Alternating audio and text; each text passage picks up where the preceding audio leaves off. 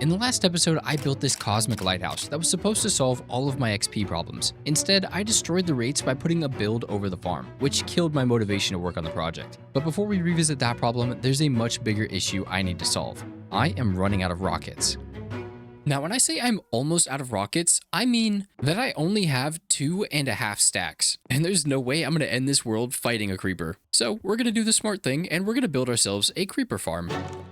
Which means first I need to go into the nether, and I need to find a piglin with a crossbow. Now, I need to get this guy into the overworld somehow, which I think we can make this work.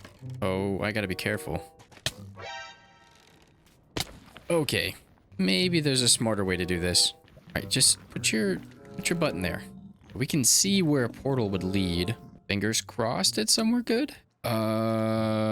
Actually, this might be perfect. Okay, now try not to kill yourself, please. I'm just gonna leave him there, and we're gonna go find him later.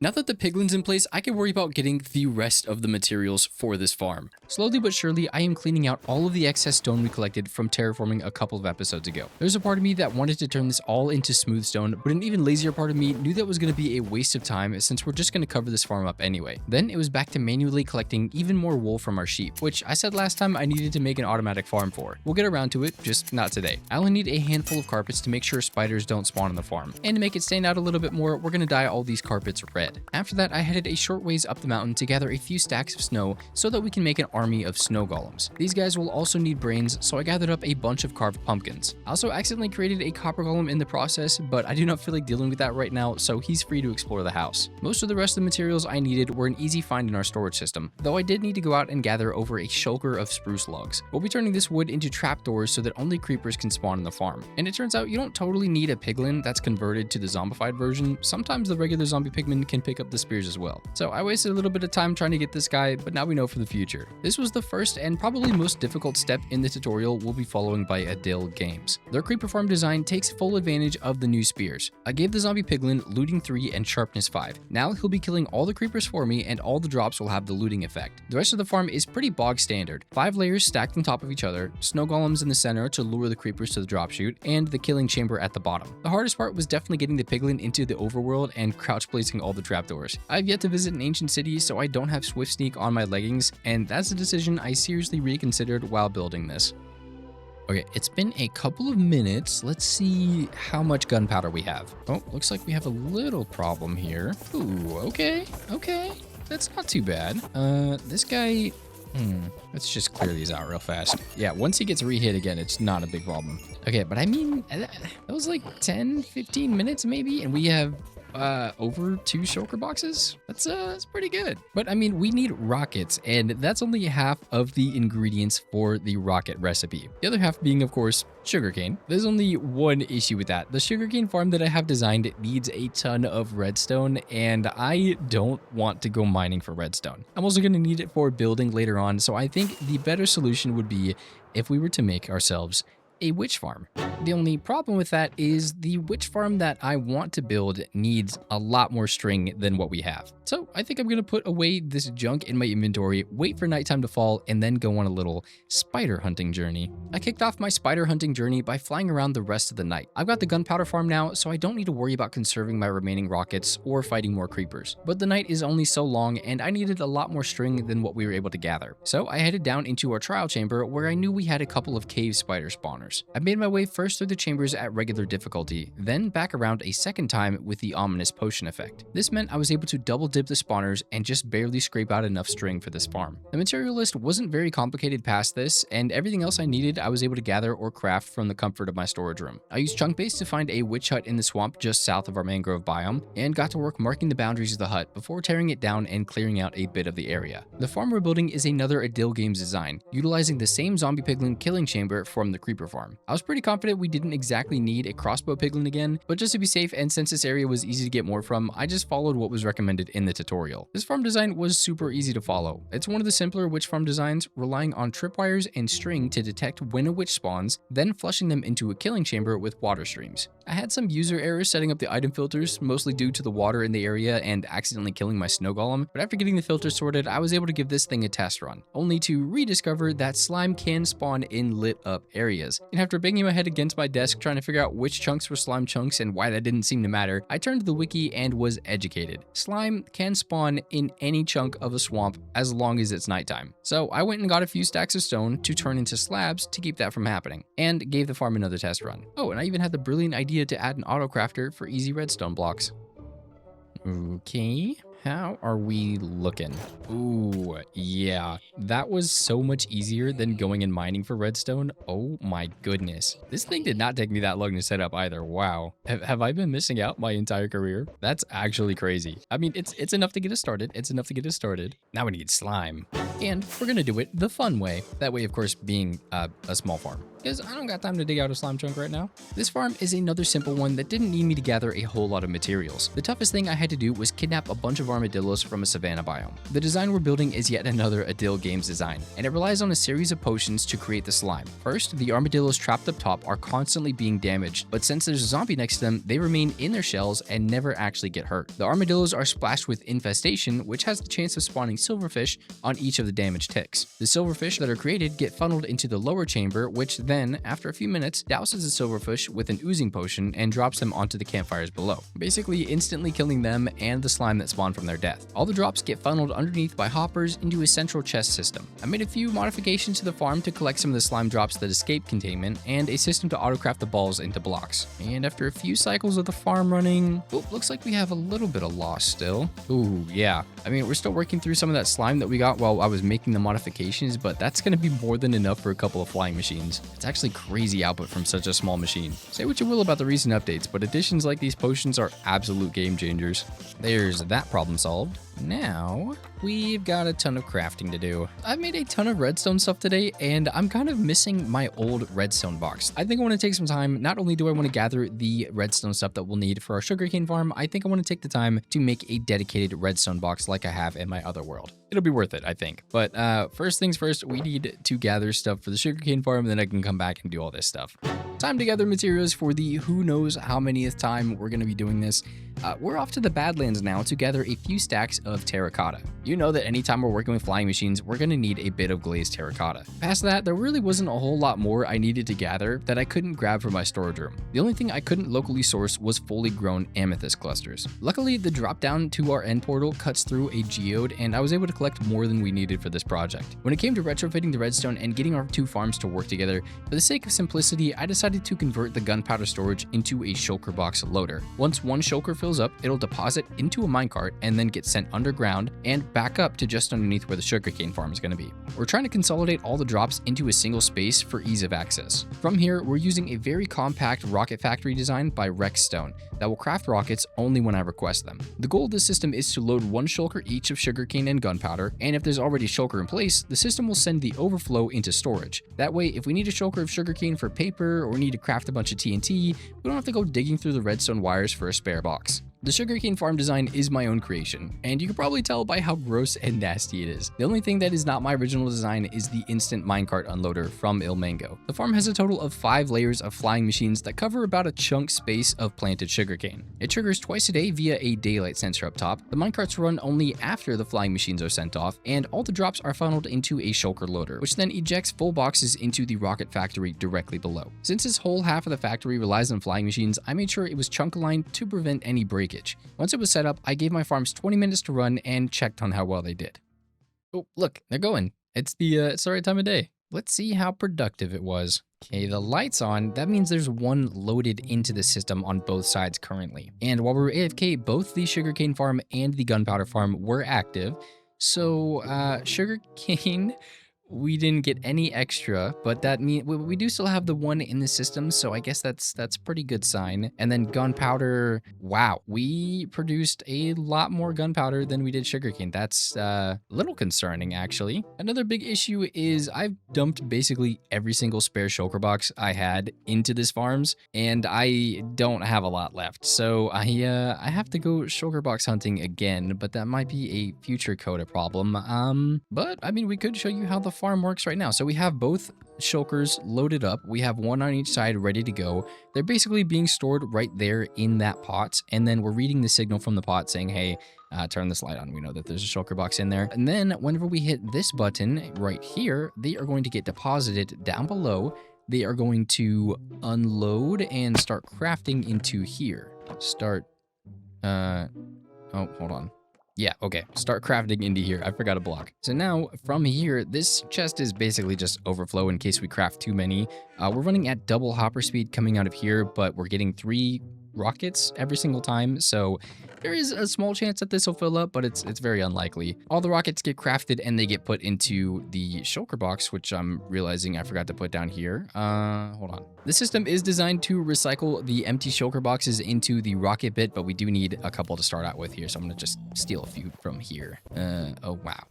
Wow, I am so shulker poor. Okay, but if I can sneak down here again and plop. Okay, that is filling up with rockets as we speak. Whenever this gets filled up, it's going to be ejected into this water stream down here, and then it's going to go up this bubble column and then back up to the top, right the ways into this barrel. So, considering how long it's been so far, I'm sure this might take like 10 minutes to get a single shulker box crafted up, but it's fully automatic and it produces it just, as we need it. It should theoretically produce 3 shulker boxes every time we hit this button. So really, we just need to grab a shulker at a time, and then whenever we're out of shulkers up here, we just click the button and have the system run again. Theoretically, I'm not entirely sure. We might have to mend this thing over time. We might have to fix it over time and squash a few bugs here and there, but I mean, theoretically, from a builder's standpoint, this looks pretty good to me. The only thing that I'm not vibing with is the ugliness of the exposed redstone, and we need to solve that problem. We need to actually put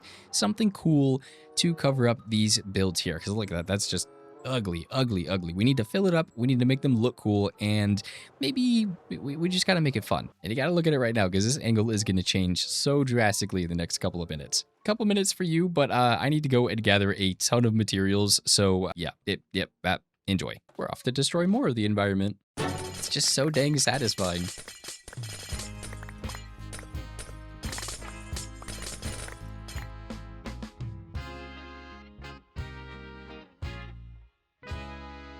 Okay, a couple of boxes of that. Now some of this stuff.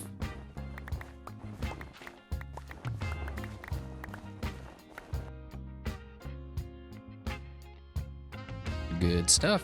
And that's our first few boxes. Now to the end to repair our tools. Psych, it still sucks. No, we're here for that. At this rate, I think we're on track to knock out all the deep slate in the radius of this beacon before we hit 1,000 days in this world. And I'm seriously starting to consider just making a tunnel bore down here and calling it a day. After the few shulkers of deep slate, I headed to the upper caves to mine some veins of diorite. I'm not sure what happened with my notes, but I ended up gathering 5 times the amount of diorite I actually needed for this build. Luckily, it doesn't take a whole lot of time to mine, so I really didn't waste that much effort on this mistake. Now I just need to figure out what to do with the extra diorite. And no, I'm not getting rid of it. Next up was a little bit cleaner looking material. We need some calcite. Thankfully, this time I don't need as much of it, and I still had some left over from last episode. It also just so happens that I need quite a bit of amethyst shards for tinted glass, so clearing out the geode was a good way to get that going. I made my way to the Guardian farm next, crafting what I could of the leftovers. Well, that didn't get us very far. And deciding before we AFK anymore, I needed to improve our collection and sorting system. Once the redstone was settled and the filters were filtering, I stood around for a couple minutes and got more than enough resources to craft the remaining sea lanterns. Then I was off down south once again to the mangrove swamp for a couple extra stacks of mud and a bit of mangrove logs. While I was in the area, I stopped off at the witch farm to top off our redstone needs. Yes, I will be using these blocks as building materials today. Okay, don't come at me. Back at home, I knocked a couple things that needed crafting off the list and went to check on the geode. Realizing this was going to take forever, I looked for another one in the area that I could clear out to increase our production rates. Having more than my fair share of waiting around for this stuff to grow, I headed to the surface to do something a little bit more exciting. I scrounged up what I could of our remaining sand, took some of our newly produced gunpowder, and made less than a half a stack of TNT. I took this measly portion to the desert and put it to work mining more sand. Sometimes you gotta use sand to get sand. And now we're gonna take all this sand back home, craft even more TNT, then head to the nether and gather what I actually need. You see, I really don't feel like destroying a bastion today or fighting with magma cubes and lava in a basalt delta. So instead, we're going to blow a bunch of holes in the nether. I've had lots of people remind me that you can in fact find patches of blackstone underground in the nether. And I've had to craft a lot of powered rails today, so this isn't a bad way to beef up our gold supply. We spent quite a bit of time down there and got 4 shulkers of blackstone. We also found nearly a stack of ancient debris, and we still have a bit of TNT left over for next time. All in all, not bad, but I think I see a bartering farm in our future. One last stop to harvest the remaining amethyst shards I needed, and I had all the materials ready for this build. Back when I was first coming up with this idea, I struggled to find a way to connect it to the ocean. I knew that I wanted a couple of towers, and I could easily just build them down to the ocean floor and call it a day. But it needed a little bit more. Whether that meant putting these towers on an island, inside a whirlpool, or whatever, they needed more purpose than just sitting here. So while playing around with designs, I got the idea to icify the whole thing. Make it look like they were built into a crazy, rocky glacier mass. And I wanted to make it kind of look like this stuff from How to Train Your Dragon 2. The towers themselves were much easier to throw together and be happy with. Those were the simple part. Back when we were working on the bridge, I mentioned that that palette was the main palette I wanted to use for our royal builds. Today, we're expanding on that idea and practicing even more with those blocks. Now, this build isn't royal per se, but I feel like it falls under that category. The main idea of this build is that it's a prison for the baddest of the bad, the crown's most dangerous enemies. That's why it's seemingly out here in the middle of nowhere. If somehow one of those enemies were to escape, they're miles off the nearest coast and would likely drown before reaching land. But all that wasn't quite cool enough, so I thought to give this build a little bit more of an edge, and to practice my organics, we're going to have to build a dragon guarding this prison. I mean, what do you think, Beatrice? I think it looks pretty cool. Yeah, no, I agree. It is missing just that one extra element. No, you're completely right. I know. It needs a dragon. When I chose dark fantasy as the theme for this world, I knew that it was only a matter of time before I could work a dragon into the build. This is a small one, and for the first of, I'm not sure how many we're gonna make. But this is also my first attempt at making a dragon, so please be nice, and any feedback you have would be greatly appreciated. Oh, and since we're in the middle of the ocean and I did such a good job spawn-proofing the rest of the build, when I went to try and light up the inside of the dragon, I was met with a ton of mobs and 2 creepers who decided they wanted to add a little realistic explosion-y action to this build. They blew up one after the other. I did my best to clear out the rest of the mobs, lit up the insides, and repaired the dragon. I mean, unfortunate circumstances aside, this turned out so cool. The only thing that sucks is that the dragon is static. We can't make it move. It can't be like the Ender Dragon flying around here. That would make it that much cooler, but I mean, come on. This is so cool. I think it really shines at night too. So all that tinted glass that we needed went right in front of the sea lanterns to give some areas of it kind of like a shimmering effect, almost like it's some light through the ice coming through, or maybe some like areas of the prison are turned on right now, just to kind of break up the very black face of these towers. And then of course we did our very best to light up all of the snow and the spawnable surface area around here, so it just kind of gives the whole build this very glowy atmosphere, and I think it looks so cool. The only thing that doesn't look as cool is this room down here where we get our rockets from. This is unfinished and maybe a little bit hazardous. But not to worry, I do have a plan for this area. We weren't going to do a full interior. This is basically the last step in the process, the last thing that I want to work on. And it's a little bit tight in here to do a time lapse, so instead we're going to do, everybody cross your fingers, hopefully this works. We're going to do a Scar patented 360 reveal and find ourselves in the brand new icified rocket crafting room. It's not a whole lot of space, but it does look super cool, and we could not just leave it as bare redstone. We had to do something fun with it. And not to worry, we can still enter and exit through this secret little powdered snow door on the side. Much more concealed than that door was. And if we ever want to get back in, all we have to do is just glide down here, walk into the powdered snow, and into the cave. This was a lot of fun to design, especially after doing the rest of the prison. It was fun to kind of like turn my brain in a different direction and come up with something cool. Oh, and just look at the fog. Isn't that awesome? Look at that. Really adds to the eeriness of it. But you can see we have been cooking when it comes to production of these 2 farms. I think we ended up losing a shulker box of rockets due to some water stream mess up. I'm not really sure what happened, but we have the 1 spare here, and I think we have about a half of a box ready to go down there. And you can see that the sugarcane actually did catch up to the gunpowder a little bit, and that's because I turned the gunpowder farm off. Yeah, I installed a manual little switch over here on the side. That way we know when the farm is running and when it is not. So right now, I think the lights are off is what that means. Let me just check. Yeah, so that means that creepers can spawn in here, and then if we flip this on, the lights go on and we don't get any more creepers. We just had too many boxes of gunpowder that we're probably never going to use, so I figured it was better to just have this off and be able to AFK here without overflowing the gunpowder storage. But at the same time, I don't think we're ever going to need that much sugarcane, so we might actually just be good for the rest of the series. But I've done pretty much every technical thing I can think of to smooth out this rocket factory. We have an on and off switch for the sugarcane up here somewhere. I think if I just find the lever, there's a lever down there somewhere. I can turn the sugarcane farm off if need be. Wow, this is noisy. We can turn the gunpowder farm off. We craft rockets manually. There's nothing that should break whenever we unload the chunks. Everything's lit up and spawn proof. I think we've pretty much over-engineered this and found every single way so far, fingers crossed, that this thing could break and hopefully fixed it or made it so that I couldn't do that. Oh, and if you're a keen-eyed viewer, you'll notice that the day count kind of jumped a little drastically for this small project. That's because we did a couple of other things after I finished that ice cave. Number one, we fixed the redstone for the frog-light farm, and we filled it with the other frogs. Yeah, I don't know. I was kind of in a redstone mood and just wanted to turn my brain off and get this farm working. So I took a little bit of time, bred up the green and the white frogs, and got them into the farm. So now we have, I believe, 9 of each type of frog here. We have redstone systems that actually work to sort the amount of frog lights that come through here, and a way to filter them out into their different categories. So whenever we may need more frog lights in the future, this thing should be good to go. And back at the base, since my brain was a little bit overloaded with all of the redstone technical jargon mumbo jumbo that we've been doing today, I just decided to turn it off and work on a little shack. This is supposed to imitate the other shacks that we have in the rest of the farming village. You can see they kind of follow a very similar square shape. This one I just wanted to put here as kind of like a show of time, something that just was sat here longer than the rest of the town has been here. Now that it's turning night, I think I'm remembering that I forgot to spawn proof all of this. Yeah, so we need to come back through and do that with some glow lichen or something like that. But this is just a small little shack build that I just felt like added a little bit more to the space that was otherwise very empty. Oh, looks like we found our copper golem.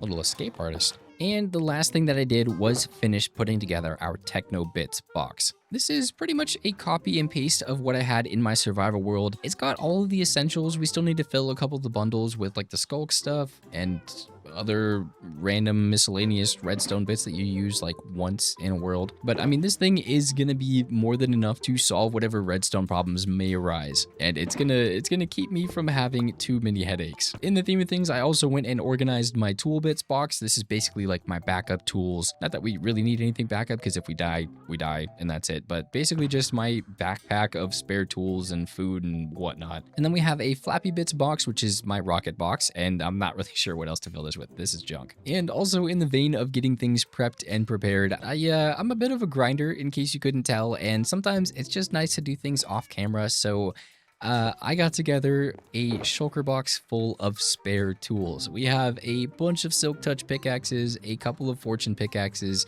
all the hose that a man could need, diamond shovels, and axes, the like. This thing is going to be all of our spare tools. We'll get them all converted to netherite at some point. I'm still kind of loving the diamond armor. I think I'm going to hold off on netherite. Even though we did gather a ton of it earlier today, I think I just want to leave it be for now. But we've got all the spare tools that we could need. And now, since we put this shack in here, I'm kind of wanting to move the sheep. They've been in the way of this road for so long. Now that we have that in place, I just feel like we need to improve this as well and stop trampling our crops. But before we go and release all the sheep, I think we need to find a new place to put them. Potentially, I'm thinking somewhere down here by where we have our extra mushrooms. And breed these up while we're here too. Oh, look at that little babies. Okay, so I was thinking maybe somewhere in this corner, and then we could probably convert either that house or that house into like a shepherd's house. It might be the most open chunk of area. I think that might be our best bet, actually. Now, how do I want to do it? Well, we can gather up some tuff, and we can create sort of a similar wall to what we have covering our fields and the villager houses, except this one I think I want to make a little bit darker. And I think a good way to keep the sheep contained is going to be using a fence along the inside and then building up a wall around it. But if we want to use a fence, we also need to have a carpet in order for us to actually get out of the containment. Although we should probably do like a green carpet, because that makes sense. Something like this. One of my few remaining shulker boxes. And let's see if we can come up with something. So my first idea, I don't want the pen to be sticking out of the ground. I'd like it to be a little bit sunken down here. So we can get rid of this top layer of grass and then build up a wall around it. And I don't want it to be too symmetrical. I think we could probably go up against this boulder here. But on the edges, I don't want it to be like a square. I want this to kind of flow with the road and the land in the area. We also can't make it too big because it's we got other stuff that we want to put in this area. But maybe something about that shape. Yeah, that looks pretty good. Okay, and then now down here, since this area is going to be technically like the most shaded part of the boulder, we want to continue the darker parts of the shading that we had up here. So this is going to get replaced with some cobbled deep slate.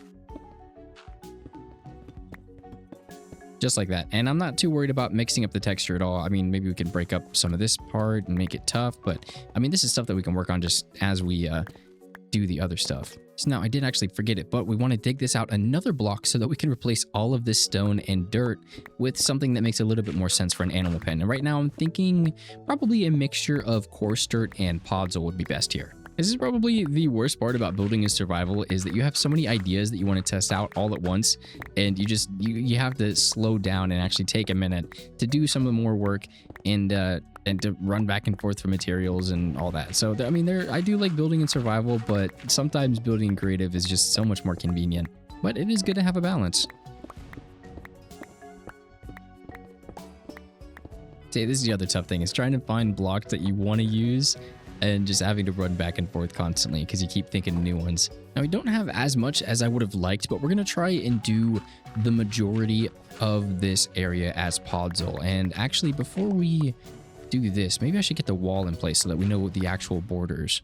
So actually, we're going to come through like this. So just as like a basic start, we'll do the tuff right here, just to give us an idea of the border. Okay, and then it just runs up to the edges of the boulder. Yeah, I think that's okay. Now we'll come through with the podzol. And we could do a patch like that. We could probably mix it up later, do another big one here in the middle. I suppose we can't forget about adding grass as well, because these are sheep and they do actually require grass in order to replenish their wool. So I mean, we should try and include a couple of patches, I suppose. Although the less efficient that this pen is, the quicker that I want to make an automatic farm. So who knows? Okay, and then between these patches, we can come in with our coarse dirt, and then after that, get our rooted dirt in here and help with the texturing, as well as some of the other blocks we brought along.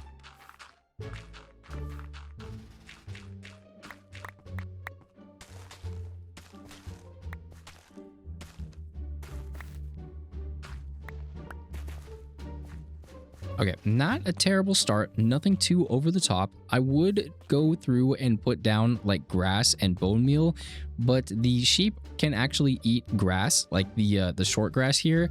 So if I put that down, they're just gonna eat it and get rid of it. So I think we're just gonna leave it as this, and I'm a little bit skeptical on adding like bushes or ferns or something like that. So I think this is a pretty good start. Now, at the very minimum, this wall has to be 1.5 blocks tall to keep the sheep from getting out. So we can either come through here at 2 tall or with slabs and keep it at that level, which I kind of like the lower level the most. So I think we're going to be using a lot of slabs here. That way we can also thicken this on the bottom as well and kind of make it feel like either bits of the wall have been dilapidated over time or are starting to blend more into their surroundings. Maybe a little extra height here and there. I really just want to try and make this as natural as possible.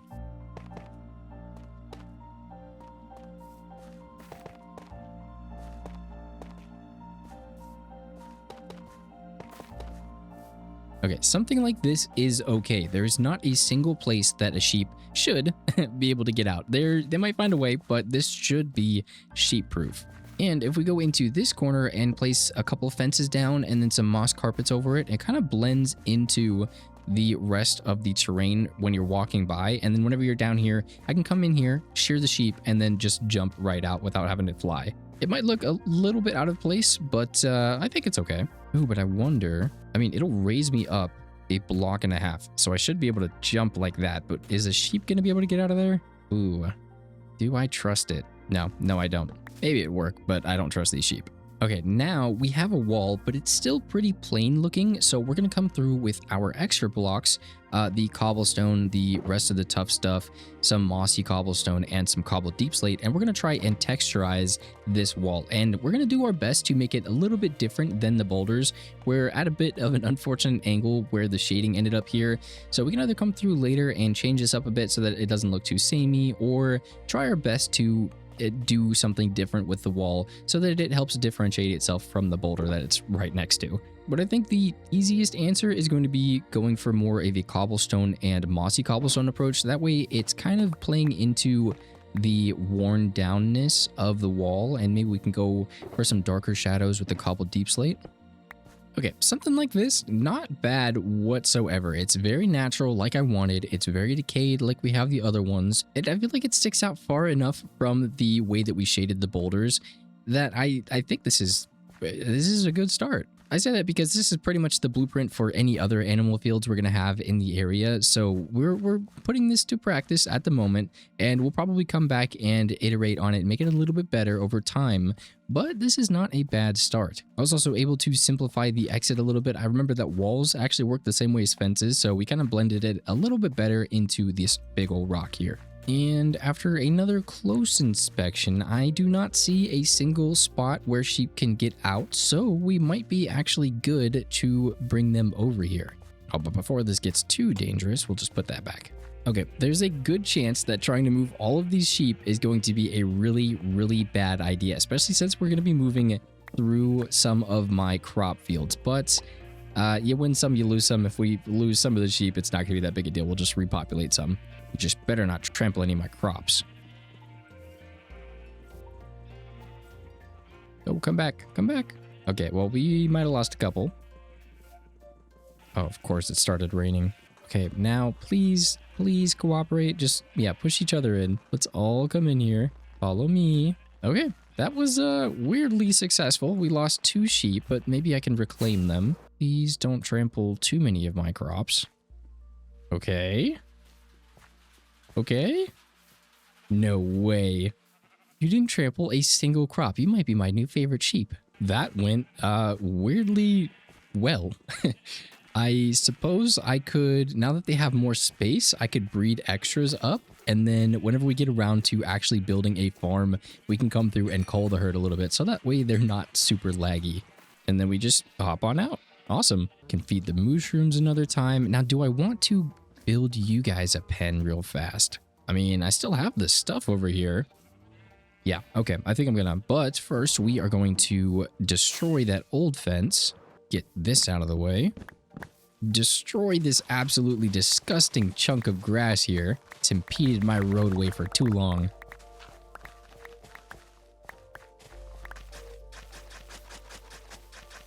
Ah, that is so much better. Why did I not do that sooner? I think for now, we're just going to move the barrel off to this side, and I'll come back later and figure out what to do with this space. Just double check no one's gotten out yet. I think we might be okay. Now, do I do a very similar thing with you guys? The big problem is that they are already in this space, so I have to kind of build around them or move their pen to somewhere else. And like we discovered with the sheep, there's not really many other places that we could move these guys. Maybe out here would be cool.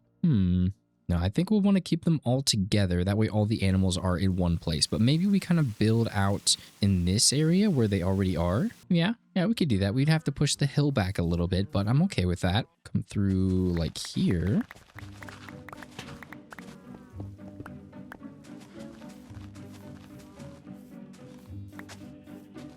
Okay, that's going to be enough space, but I think we are going to have to move these guys temporarily out of our way, which is not going to be hard. Okay, get their attention, break the fence. Now, follow me into your new home. Temporary home. I promise I'm building you a better one. Come on. Oh, you're all beautiful. Thank you very much. How do I get out? Rocket. Okay, let's get rid of this and knock out the next one.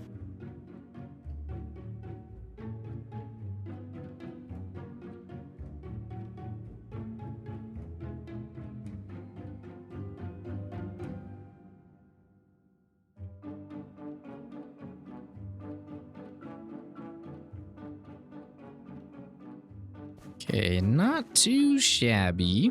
I ended up including patches of mycelium in this one because they are mushroom cows. They come from a mycelium island. I figured it would be nice to have a little bit of a touch of home in this enclosure. Other than that, it's not too dissimilar from the one we just did for the sheep. I think that this pattern is probably going to be okay moving forward for the rest of our animal pens. If we end up having more, that is. Now, if I really wanted to with this one, I could also come through with the grass, something that we're not able to do with the sheep because they will eat it. But I think with the amount of like entities that are going to be in this area, if we just add grass on top of that mess, it won't do much. So I think we can release these guys and hopefully they'll be as cooperative as the sheep were.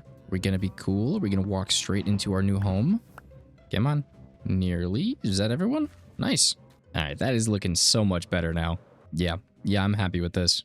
With those two now sorted and checked off my bucket list, I turned my attention to this portion of our village road. After cleaning up my mess, getting reorganized and prepared for this new task, I went to work adding bits of detail to this roadway. I also wanted to take the time to apologize for the inconsistency in audio quality in this episode. I got a new mic and I've been slowly ironing out the kinks with it, so if you stuck around this long, I really do appreciate your face. This stretch of road was feeling much better now, and with the sheep out of the way and walls on the brain, I finally completed the wall around our wheat field, and a bit of the path around our starter base. But with chores still on the brain, I wanted to knock one more thing off of our list. Earlier, I went back down again into our trial chamber for some more string. Ever since we built this part of the bridge in a snowy biome, it has been bothering me that I can see the snow layers from a distance anytime I look up at the bridge. So I grabbed Beatrice and finally resolved the issue. And speaking of resolving issues, there's a little matter of the entirety of last episode. We have an XP farm in the end right now, but it sucks. So we need to fix that. And I propose two solutions. Either we can do an allay-based farm, or we can build another separate farm out the back. And the overwhelming majority of people wanted me to go with the allay.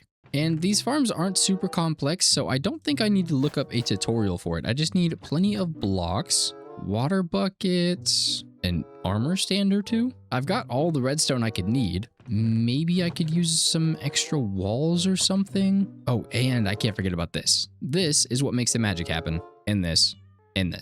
Oh, and of course I can't forget about you. Okay, my friend. Nice and easy. Now, I see this as being a potential problem, but we'll just give it a shot, I guess. Oh, yep. There he goes. Let's try this again. Little buddy. Ooh, there you are. Come to me. Now we need to go slowly down the hole. Slowly. Okay. Lead's not breaking. He's below us right now. That's the only problem. He needs to somehow get in the portal before we do. If I go slow enough, I should be able to avoid the edge of the portal. And okay.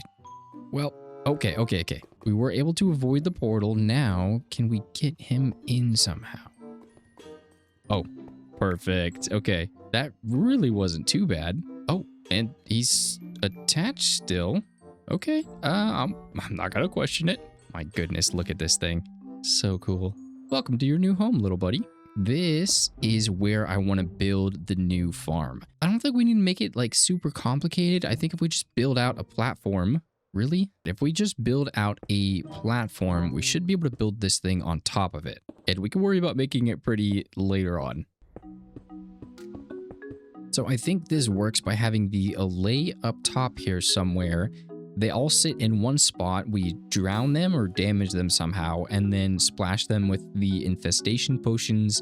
Those come out, they get created, funneled down into a central area, and we just kill them, I think. First things first, I think I want to put a dispenser down like this, and then this is what we can trigger the water with. Okay, I think this is going to be good enough to hold the allay. Now we just need to get them in here, and then we can start duplicating them. Excuse me. Yep, okay, now go. Perfect. Okay, that was easy. Now, jukebox, amethyst shards. Oh, music disc, amethyst shards.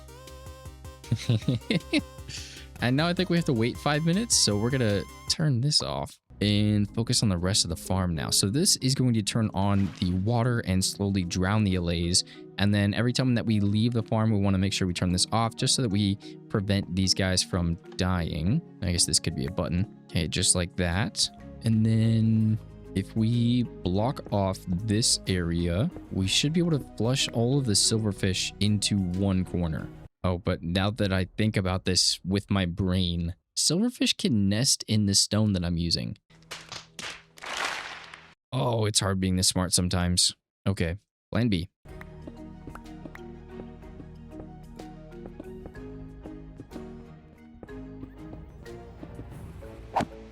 Oh, that's a problem. So I might need to make another sword then. They shouldn't be able to burrow anywhere. Maybe it's okay. Now I'm going to go home and brew up a couple of infestation potions, and we're going to come back and give it a shot and start bug testing this thing. And I'm sure there's ways to make this thing overcomplicated and run on like a perfect timer and only whenever we want it to, but I think we're just going to leave it as the very basic thing for now. But if we deposit the water, wait for them to start drowning any second now. There we go. Okay. And then we splash them. Hey, look at that. You're on the wrong side. Oh, okay. Let's put some blocks here. Looks like most of them are falling downwards though, so that's a good sign. Let's just, oh yeah, look at that. They're already starting to pile up. I mean, yeah, once we get more allay in there, it's going to be perfect. The only problem now is fixing some of the inefficiency. Oh yeah, there's a lot of them getting out. Wow. I mean, already that's faster than the Enderman farm is doing right now. We just got to figure out how they're getting out. Eventually. Yeah, I mean, not too bad. That's not even with like the full amount of allays that we can have here. Oh my goodness, I'm still getting XP. Wowza. So not even like max efficiency yet, and that's still really crazy rates. I'm not sure how many amethyst shards we started with, but we're down to 32 now. I think we have 1 to 2 more rounds of breeding and this beautiful song before we are full up. That's enough of that. Okay. This might be a case of just leaving the jukebox here, and next time we come through, we can drop off more potions and then also breed up some more allays and just kind of wait. Because, I mean, right now, that's a lot of allays. I'm not entirely sure how many is in there, but it's really efficient. There's several ways that we can overcomplicate this, but for what I felt like doing today, this really isn't too bad. Yeah, I don't mind that at all. In total, we spent another 100 days in this world. We made sure that we would never have to worry about rockets again, built one of the craziest creeper farms I've ever seen, a very overly complicated sugarcane farm, a pretty spiffy rocket factory, and continued work improving our farming village. Not to mention, we also solved the XP problem we left open from the last episode. I've really enjoyed expanding out into our world and bringing more life and storytelling to this place, and I cannot wait to show you what I have planned for the future. I hope to see you all in the next episode. Ladies and gentlemen, people of all ages, I really appreciate you making it to this point of the video, and as always, I hope you all have a wonderful day.